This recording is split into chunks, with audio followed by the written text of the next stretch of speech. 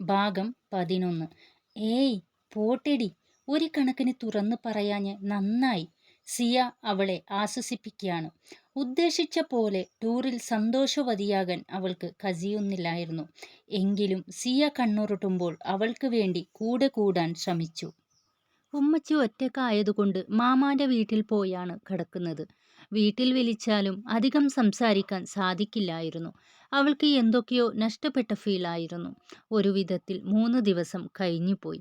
ശനിയാഴ്ച സന്ധ്യ ആയപ്പോഴാണ് ടീച്ചർ പറയുന്നത്. നന്ദന എന്നൊരു സ്റ്റുഡൻസിൻ്റെ മെസ്സേജ് ആയിരുന്നു അത്. സ്റ്റുഡൻസ്, നമ്മളെ കോളേജിൽ വർക്ക് ചെയ്തിരുന്ന മൂസിൻ സാറിൻ്റെ മദർ മരിച്ചു. ഇവിടുന്ന് 1 അവർ ഡിസ്റ്റൻസേ ഉള്ളൂ. നന്ദനയുടെ വീടിൻ്റെ അടുത്താണ്. ഒന്ന് പോയിട്ട് പോകാം. ബസ്സിൻ്റെ ഉള്ളിൽ ചർച്ചകൾ നടക്കുന്നു. മൂസിൻ സാറിനെ ഇതുവരെ കണ്ടിട്ടില്ലാലോ. പോകാം മിസ്. മിശ്രിയ നെട്ടലോടെ ഇരിക്കുകയായിരുന്നു. പലപ്പോഴും സംസാരിച്ചിട്ടുണ്ട് ആ ഉമ്മാനോട്. ഉമ്മാടെ മോളേന്ന് വിളിക്കും എപ്പോഴും. എൻ്റെ ഉമ്മാൻ്റെ സ്ഥാനത്തുള്ള ആളായിരുന്നു സിയ. അവളൊരു വിങ്ങലോടെ പറഞ്ഞു. സിയ ഒന്നും മിണ്ടിയില്ല. ആദ്യമായിട്ട് സാറിനെ കാണുന്നത് ഇങ്ങനെയാണല്ലോ എന്ന് ഒരു വേദനയിൽ മിശ്രിയ മുഖം ചുളിച്ചു. അക്ബർ മഹൽ എന്ന ഗേറ്റിന് മുന്നിലാണ് ബസ് ചെന്ന് നിന്നത്.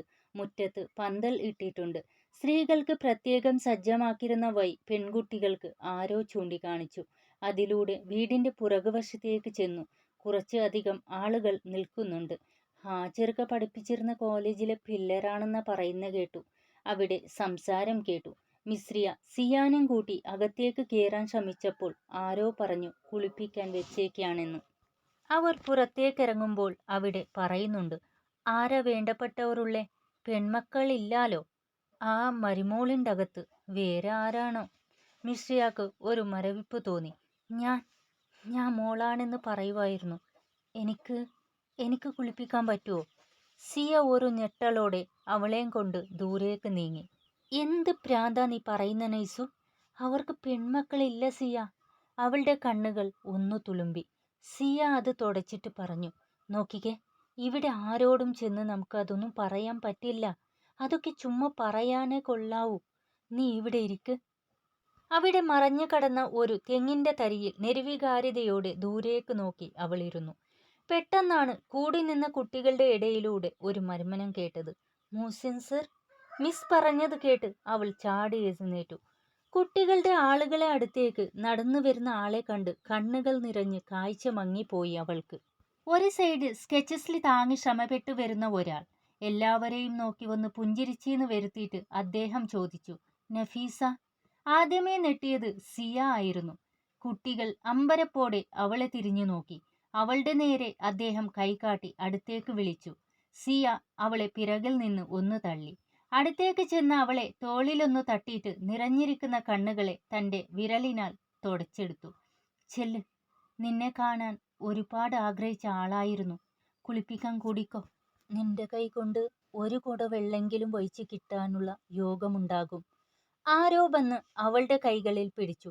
കുഴപ്പമുണ്ടോ എന്ന് അദ്ദേഹം പതർച്ചയോടെ ചോദിക്കുമ്പോൾ അവൾ ഇല്ലെന്ന് തലയാട്ടി. സിയാനെ ഒന്ന് നോക്കിയിട്ട് അകത്തേക്ക് നടന്നു. സിയ നടുങ്ങി നിൽക്കുകയായിരുന്നു. അവൾക്ക് മൊത്തത്തിലെ ബന്ധങ്ങൾ സെന്റിമെന്റ്സൊക്കെ ഉള്ളതുകൊണ്ട് പറയുന്നതാണെന്നേ കരുതിയുള്ളൂ.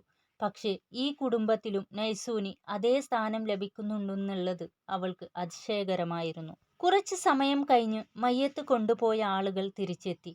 തിരിച്ചു പോകുന്നതിനെ കുറിച്ച് സംസാരിക്കാൻ മാമിൻ്റെ കൂടെ സിയ അകത്തേക്ക് ചെന്നു. നിങ്ങൾക്കിന്ന് ഇവിടെ നിൽക്കാമോ സിയ? സാറിൻ്റെ ചോദ്യം കേട്ട് അവർ അമ്പരന്നു. സർ, ഈ കുട്ടികളുടെ പേരൻസിനോടൊക്കെ അതെങ്ങനെ ശരിയാകും സർ? ഈ രാത്രിയിൽ ഇവരെങ്ങനെ വീട്ടിലെത്തും? മിസ്സിൻ്റെ സംസാരത്തേക്കാൾ അയാൾ സിയാനെ തന്നെയാണ് ശ്രദ്ധിച്ചത്. വീട്ടിലൊന്ന് സംസാരിക്കാമോ തനിക്ക്?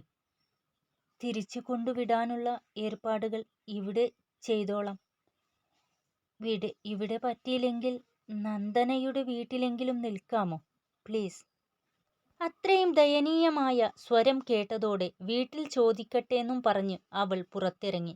ആദ്യം വാപ്പാനെയാണ് അവൾ വിളിച്ചത്.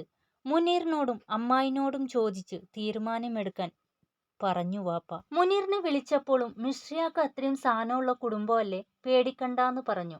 അമ്മായി അവൾ വിളിച്ചത് വിറച്ച് വിറച്ചാണ്. മൂസിൻ സാറിൻ്റെ ആണോ? എന്ന് കുഴപ്പമില്ല എന്ന് കേട്ട് അവൾ അമ്പരന്ന് പോയി. ഹാ, അമ്മായിനെ വരെ ഇംപ്രസ് ചെയ്ത് സർ കൊള്ളാലോന്ന് കരുതി അവൾ പോയി മിസ്സിനെ പറഞ്ഞ് സമ്മതിപ്പിച്ചു. മിസ്സാണെങ്കിൽ ലെറ്റർ എഴുതി കൊടുക്കാൻ പറഞ്ഞു. സർ ഇപ്പോൾ ആ കോളേജിൽ സ്റ്റാഫ് അല്ലാത്തതുകൊണ്ട് റിസ്ക് എടുക്കാൻ അവർക്ക് ഭയമായിരുന്നു. രണ്ടും കൽപ്പിച്ച് ലെറ്റർ എഴുതി കൊടുത്തിട്ട് സിയ ബാഗുകളെടുത്ത് അകത്തേക്ക് നടന്നു.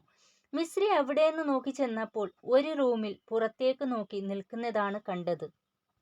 നൈസു, അവൾ ഓടിച്ചെന്ന് കെട്ടിപ്പിടിച്ചു. കുറച്ച് സമയം കൊണ്ട് ഞാൻ തീ തിന്നുമായിരുന്നു. പോവാൻ നമുക്ക്. എല്ലാവർക്കും ഞാൻ കാരണം ബുദ്ധിമുട്ടായി കാണുമല്ലേ? സഹിക്കുന്നില്ല സിയ. സാറിനെ ഇങ്ങനെ ഒരിക്കലും പ്രതീക്ഷിച്ചില്ല. ഇട്ടേച്ച് പോകാനും തോന്നുന്നുമില്ല. എന്തൊക്കെയോ പറയാനോ കേൾക്കാനോ ബാക്കിയുള്ളതുപോലെ മിശ്രിയ തളർന്ന ശബ്ദത്തോടെ പറഞ്ഞു. അവരൊക്കെ പോയി. എപ്പോ? അപ്പൊ നമ്മൾ? സർ നിൽക്കാൻ പറഞ്ഞു. കൊണ്ടുവിടാന്നും പറഞ്ഞു. നിന്റെ മനസ്സിനെ സാറിന് മനസ്സിലാകും എന്നും മൂളിക്കൊണ്ട് അവൾ പുറത്തേക്ക് നോക്കി. ഈ ഡ്രസ്സ്? സിയ അവളുടെ ചൂടിദാർ നോക്കി. മയ്യത്ത് കുളിപ്പിച്ചു കഴിഞ്ഞപ്പോൾ കുളിച്ച് ധരിക്കാൻ തന്നതാ സാറിൻ്റെ വൈഫ്. അവൾ എന്തോ പറയുന്നതിന് മുന്നേ മൂസിൻ സാറിൻ്റെ ഭാര്യ കയറി വന്നു. ഏയ്, ഒന്നും കഴിക്കണ്ടേ, വാ. അവരുടെ മുഖത്തും കണ്ണീർപ്പാട് കെട്ടിയിരുന്നു. വേണമെന്നില്ല എന്നവൾ പറഞ്ഞപ്പോൾ അവർ പുഞ്ചിരിച്ചു. ആർക്കും വിശപ്പൊന്നില്ലേ? പട്ടിണി കിടന്നാൽ പോയവർ വരില്ലല്ലോ. ഇക്ക അവിടെ തന്നെ കാത്തിരിക്കുക. ആരെങ്കിലുമൊക്കെ കഴിപ്പിക്കാൻ വാ. അവർ സിയാനെയും നോക്കി വരാൻ ആംഗ്യം കാണിച്ചു. അതോടെ അവർ മുന്നോട്ട് ചെന്നു. ആരൊക്കെയോ അവിടെയും ഇവിടെയും ഒക്കെയിരുന്നു മുറ്റത്തും പന്തലിലിരുന്നും ഭക്ഷണം കഴിക്കുന്നുണ്ട്. ടേബിളിൽ മൂസിൻ സർ വെയിറ്റ് ചെയ്യുന്നുണ്ടായിരുന്നു. സർ, എനിക്ക് വിശക്കുന്നില്ല. സർ, വിശക്കുന്നില്ല. സിയ ഇരിക്ക് പ്ലീസ്. നിറഞ്ഞ കണ്ണോടെ പറഞ്ഞു തിരിഞ്ഞ അവളെ മൂസിൻ സർ പിടിച്ചിരുത്തി. സർ, കുട്ടിയൊക്കെ അങ്ങ് കോളേജിൽ. ഇക്കാക്ക കേട്ടോ. അവൻ്റെ ഇടറിയ സ്വരത്തിൽ മുന്നിൽ മിശ്രിയ പൊട്ടിപ്പോയി. കണ്ണുകൾ നിറഞ്ഞു ചാടവേ ആരിഫ എന്ന് വിളിച്ചതും സാറിൻ്റെ വൈഫ് വന്ന് അവളെ ചേർത്ത് പിടിച്ചു. പട്ടിണി കിടക്കാനാണേൽ ഞാൻ ഇവിടെ നിൽക്കാൻ പറയില്ലായിരുന്നു. സാറിൻ്റെ സ്വരത്തിൽ സങ്കടമായിരുന്നു. സാറിൻ്റെ തൊട്ടടുത്ത കസാലയിൽ ആരിഫ അവളെ ഇരുത്തി. അവൾ ഷാൾ കൊണ്ട് മുഖം തുടച്ചു. ആരെയും നോക്കാതെ ഒരു പ്ലേറ്റ് എടുത്ത് മുമ്പിലേക്ക് വെച്ച് അല്പം കഞ്ഞി വിളമ്പിയെടുത്തു. തായോട്ട് നോക്കിയിരുന്ന് അല്പമായി സ്പൂണിൽ കോരി കുടിച്ചു. അവൾ ഇടക്ക് മൂസിന്റെ നേരെ നോക്കിയപ്പോൾ തന്നെ വാത്സല്യത്തോടെ നോക്കിയിരിക്കുന്നെ കണ്ട് അവളൊന്നു ചെറുതായി പുഞ്ചിരിച്ചു. കഴിക്കൂ. സിയാനെ നോക്കുമ്പോൾ അവൾ ഭക്ഷണത്തേക്കാൾ മിശ്രയാനെ ശ്രദ്ധിക്കുന്നുണ്ടായിരുന്നു. ആ മരണത്തേക്കാൾ സാറിന്റെ അവസ്ഥയാണ് അവളെ വിഷമിപ്പിക്കുന്നതെന്ന് സിയാക്ക് മനസ്സിലായിരുന്നു. പോയി കിടന്നുറങ്ങിക്കോ, നമുക്ക് രാവിലെ സംസാരിക്കാം. അവൾ തലയാട്ടി. ഉപ്പ കഴിച്ചോ? മൂസിന്റെ ചോദ്യം കേട്ടു. വേണ്ടാന്ന്. മരുന്നും വേണ്ടാത്രേ.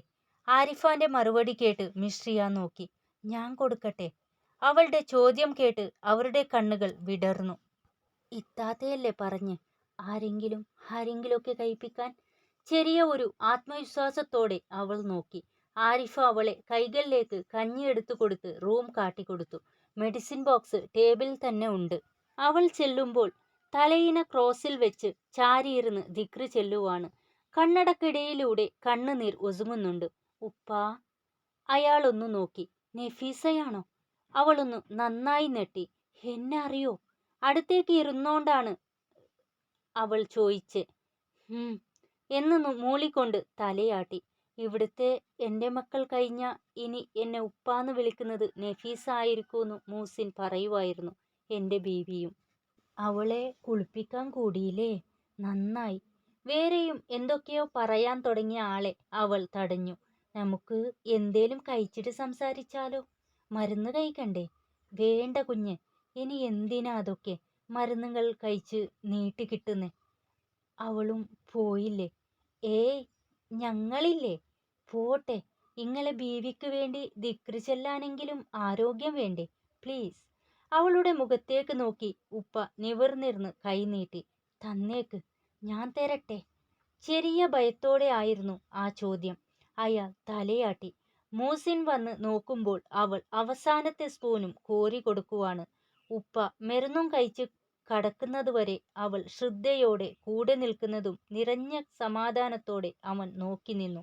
മുമ്പും തളർന്നു കിടന്ന ഈ കുടുംബത്തെ രക്ഷിച്ചത് നീയാ. ഇപ്പോ വീണ്ടും കൃത്യസമയത്ത് വന്നു നീ. നിന്നെ ഇങ്ങോട്ട് പടച്ചോൻ വിട്ടേക്കുന്ന മാലാഖയാണോ? ഉപ്പ ആ പറയുന്നത് മനസ്സിലാകാതെ അമ്പരപ്പോടെ അവൾ തിരിഞ്ഞ് മൂസിന്റെ നേരെ നോക്കി. തുടരും.